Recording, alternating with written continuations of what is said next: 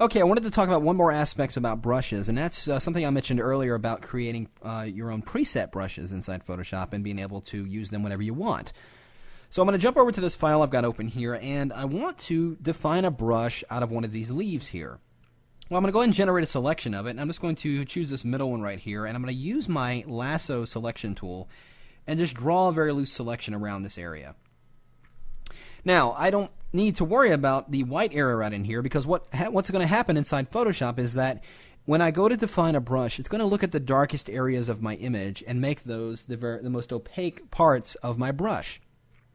And it's going to leave the white areas completely transparent. So if I go under the Edit menu with that area selected and go down here to Define Brush Preset, you'll see that it's gone ahead and looked at that and defined that brush area. We'll click OK. So now that brush is inside my brush menu.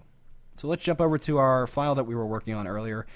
And I'm going to go and select my brush tool. And inside the brush engine here, let's go into the brush tip shape and scroll down and see if we can find our leaf brush, which is right there. There it is. I'm going to go and select it.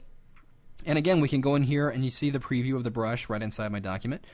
Let's go in here and modify some of these properties. I'm going to take that size jitter all the way up, and we'll make the angle jitter go crazy. We'll take the roundness jitter all the way up to 100, and we'll scatter it out like crazy. You can see it's giving me a very interesting effect already.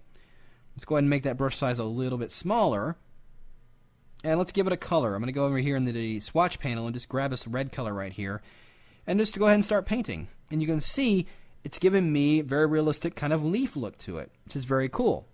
So let's say I've made all these properties and these changes and set up the brush the way I want it, and I want to save it for future use. Well, if I go in here into the bottom of my brush engine and click here into save this, it's just going to save the brush tip shape, not all the properties that I applied to it. So if you just wanted to save the leaf itself as a brush, that's where you would go ahead and do that. But if you want to save it as a tool preset with all the scattering and dynamics applied to it, go into that brush preset menu and choose in the flyout menu here, New Tool Preset. Then you can give it a name. You can also include the color that you're using as well. So if I wanted to keep this red color on that brush property, you can go ahead and leave that checked on. Click OK. There now the tool resides inside Photoshop. So anytime I go and make a new brush or do anything with any other brushes, I can always jump back in here and it will always have those same properties applied to it. So another way of not just using what's built inside Photoshop, which are a collection of really great brushes, but you can also go ahead and define your own brushes and apply the properties to them as well.